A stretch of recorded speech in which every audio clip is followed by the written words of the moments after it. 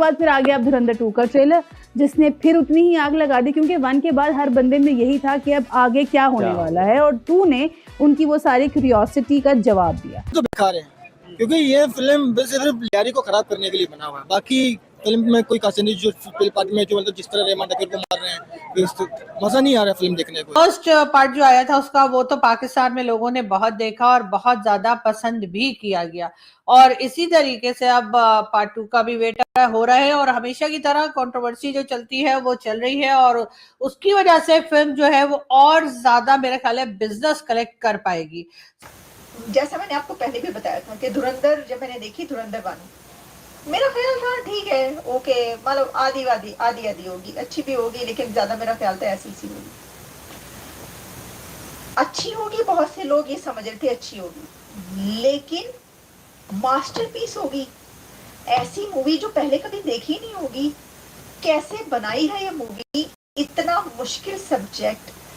पहले जो थी वो 2.5 घंटे की थी, ये 4 घंटे की मूवी है। कि नेटफ्लिक्स पे आपने वर्ल्ड रिकॉर्ड तोड़ दिया जब आपने वो स्ट्रीमिंग सर्विस कोई थी जिससे आप टॉरेंट से आई थिंक डाउनलोड किया था, तब मैक्सिमम डाउनलोड्स पाकिस्तान के थे, और जब नेटफ्लिक्स में आया तो पाकिस्तान में ट्रेंड कर रही थी नंबर 1 पे।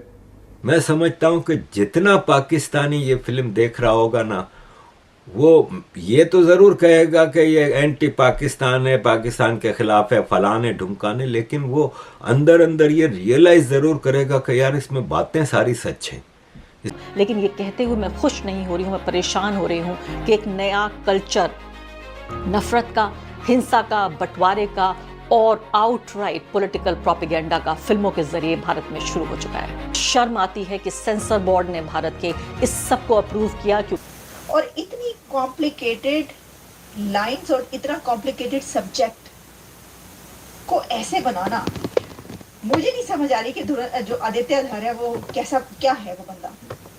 He is genius really. जगह वही है, पहले तो धुरंधर 1, उसका जो पहला पार्ट था उसने ही हर तरफ तहलका मचा दिया। 1300 करोड़ का business, can you even imagine? Yes, I mean it's probably the Baahubali, biggest, सबसे पहले बाहुबली के बारे में सुना था हम लोगों ने, ये कि उसने आई गेस 1900 करोड़ का बिजनेस किया था बाहुबली ने। तो वैसे स्टार प्लस का ड्रामा चल रहा है ना कि 1900 करोड़ तो 500 करोड़, तो वो इससे छोटी तो कम बात ही नहीं हो रही ना वहाँ पर। जिंदाबाद सरदार अब्दुल रहमान शहीद बलोच, जिंदाबाद शहीद सरदार रहमान बलोच। जो धुरंधर मूवी है, धुरंधर मूवी इस वक्त पूरी बॉलीवुड की सबसे बड़ी मूवी बन गई है। भाई पाकिस्तान की हिस्ट्री में बना रहे, पाकिस्तान को हल्की चीज है। तोप का नाम है मेरा भाई, चले एक बात सुने, एक तो धुरंधर मूवी इंडिया के अंदर बनी है, एक मेरा लियारी के नाम से पाकिस्तान के अंदर भी फिल्म बनी है। वो फिल्म तो चली नहीं है, किसी ने देखी भी नहीं है। वो नहीं देखी ना, इंडिया जो बना रहा था, फिर कौन नहीं देखेगा, सब देखेंगे। खैर, अगर पाकिस्तान के ऊपर जैसे पहले भी कहा गया कि पाकिस्तान के लियारी को दिखाया गया था, पाकिस्तान में गैंगस्टर्स का जो ग्रुप है वो दिखाया गया था, तो मैंने जैसे पहले भी कहा है कि मैं तो खुद कराची हूँ, और कराची में बिल्कुल लियारी गैंग और इस तरह के ग्रुप्स जो है वो वहां पर पाए जाते थे। रहमान डकैत जो था वो भी था, चौधरी असलम का जो कैरेक्टर किया गया है वो भी था, उसी के साथ साथ रहमान डकैत और जितने कैरेक्टर्स दिखाए गए थे वो सबके सब वहां कराची में लियारी गैंग के अंदर मौजूद थे। तो अब मुझे ये नहीं पता कि वहां पर गलत कहाँ बोला गया, झूठ कहाँ बोला गया। प्रोपेगेंडा तो ये लोग करते हैं। ये फिल्म ना तो पाकिस्तान के खिलाफ है, ना मुसलमानों के खिलाफ है, ना कांग्रेस पार्टी के खिलाफ है। अगर एज ए पार्टी कांग्रेस अच्छी भी है अगर सपोज, तो उसमें कुछ गलत लोगों की गलत कारियां दिखाई गई है ना। अब वो अतीक अहमद का जो रोल दिया है, तो अतीक अहमद के बैकग्राउंड से कौन वाकिफ नहीं है। अगर एक वो ये दिखा रहे हैं जिस तरह के उन्होंने दिखाया कि भाई एक मुस्लिम कंट्री से जो है वो मुस्लिम दहशतगर्द वहां पे जा रहे हैं, तो वो मुस्लिम दहशतगर्द है तो उनको वो मुस्लिम कैसे नहीं दिखाएंगे।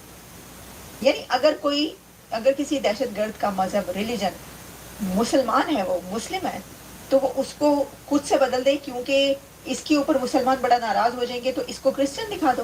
भाई ये जो फिल्म बनाई है ये तो लेकिन झूठ है, लेकिन बस उन लोगों ने पता नहीं किस तरह बनाई है, लेकिन फिल्म माशाल्लाह अच्छी आई है। आपको पता है, आप कह रहे हैं अच्छी फिल्म है, उसने पहले 24 घंटे के अंदर 250 करोड़ पे दुनिया के अंदर कमाए, इंडिया समेत पूरी दुनिया के अंदर 250 करोड़ इंडियन रुपीस, पाकिस्तानी 750 करोड़ पे कमाए। अगर ऐसा होता फिर लिम्बू पाली का टेला थोड़ी होता है यार लियारी के अंदर यार। तो वो जाहिर है यहाँ पे थोड़ी पैसे आएंगे, वो तो जिन्होंने बनाई है वही देंगे। आदित्य धर वो उनकी फिल्म है, उन्होंने बनाई है, वही कमाएंगे। और इसने ऑलरेडी इतनी धूम मचा दी कि इंडिया में इसके पेड प्रीव्यूज मेरे ख्याल से अरेंज हो रहे हैं। हाँ जी, तो उन पेड प्रीव्यूज की जो एडवांस बुकिंग है उसमें ही उसने 50 करोड़ कमा लिए अभी से।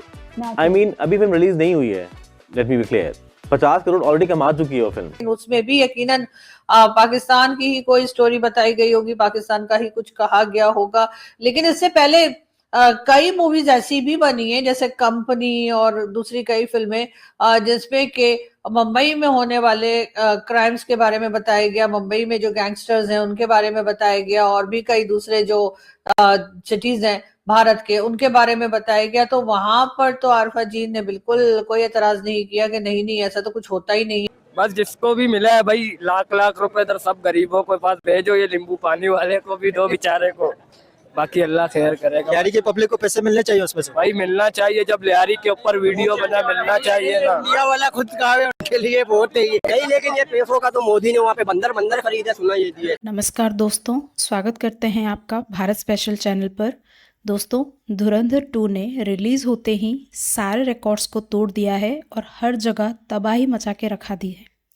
इसके गल्फ़ कंट्रीज़ में बैन होना भी कोई ज़्यादा फ़र्क नहीं पड़ा है, क्योंकि ये इतिहास में इंडियन सिनेमा के हिस्ट्री में पहली मूवी बन गई है जो कि रिलीज़ से पहले ही पेड प्रीव्यू के ज़रिए से 50 करोड़ ऑलरेडी कमा चुकी है और रिलीज़ के केवल 2 दिन बाद ही 330 करोड़ कमा चुकी है। हालांकि अभी बहुत सारे देशों में ये बैन है, जैसे कि आप सबको पता है कि पाकिस्तान के कहने पर जितने भी अरब कंट्रीज है उन लोगों ने धुरंधर को बैन कर दिया था। लेकिन अब क्योंकि वहाँ पे वार चल रहा है तो वैसे भी उसका कुछ ज़्यादा सिग्निफिकेंस है नहीं। लेकिन धुरंधर 2 को इंडिया में बहुत ही अच्छा रिस्पॉन्स मिला है। उसके साथ साथ फॉरेन में जितने भी बड़े बड़े कंट्रीज़ हैं जहाँ पे कि इंडियन डायस्पोरा बहुत अमाउंट में है, जैसे कि यूरोप, अमेरिका, ऑस्ट्रेलिया, उधर भी धुरंधर 2 को बहुत ही ज़्यादा पसंद किया जा रहा है। और क्योंकि धुरंधर 1 के मैसिव सक्सेस के बाद ये ग्लोबल हिट बन चुका है, तो कुछ न्यूट्रल ऑडियंस, फॉरेनर्स, वो भी इस फिल्म को पसंद कर रहे हैं।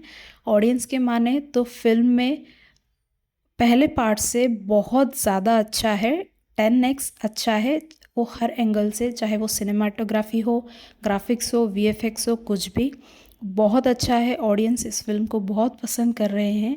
ये लगभग 4 घंटे की फ़िल्म है और ये भी एक हिस्ट्री है कि इतनी लंबी फ़िल्म को भी ऑडियंस देखने के लिए थिएटर में रश कर रहे हैं। टिकट्स नहीं मिल पा रही है, टिकट्स को हाई प्राइस पे बेचा जा रहा है, फिर भी ऑडियंस इंटरेस्ट ले रही है। हर घंटे 1-1 लाख का टिकट बिक रहा है। और इसी बात को अभी पाकिस्तान में डिस्कस किया जा रहा है कि धुरंधर 2 का क्रेज़ कितना है कि इतना पैसा सिर्फ 2 दिन में कमा लिया है, जितना कि उनके 4-5 फिल्में नहीं कमा पाते हैं। और अभी सिर्फ 2 ही दिन हुआ है, अभी वीकेंड आना है और इसका कलेक्शन सबको ये लग रहा है कि सारे रिकॉर्ड्स तोड़ देगी। और इंडिया की जो सबसे हाईएस्ट क्रॉसिंग फिल्म है दंगल, जो कि 2000 करोड़ है, सबका ये अनुमान है कि ये उसको भी बीट कर सकती है, क्योंकि जिस तरह का इसका क्रेज़ है वह लगता नहीं कि जल्दी थमेगा। और पाकिस्तान, जहाँ पे कि ये मूवी बैन है, आप सबको पता होगा कि धुरंधर 1 के टाइम पे बहुत सारे पाकिस्तानी के लोगों ने इसको इलीगल वे में डाउनलोड करके देखा था, करीब 20 मिलियन के करीब लोगों ने देखा था। तो इस बार भी ये अपेक्षा की जा रही है कि भर भर के पाकिस्तानी इलीगल मीन से देखेंगे और फिर गालियाँ देंगे, लेकिन देखना तो उनको है ही। अगर इंडियन फिल्म देखे बिना वो रह नहीं पाते हैं। तो इसी सब की चर्चा पाकिस्तानी के मीडिया कर रहे थे। आपका धुरंधर 2 के बारे में क्या कहना है, हमें कमेंट्स में बताइए। जय हिंद।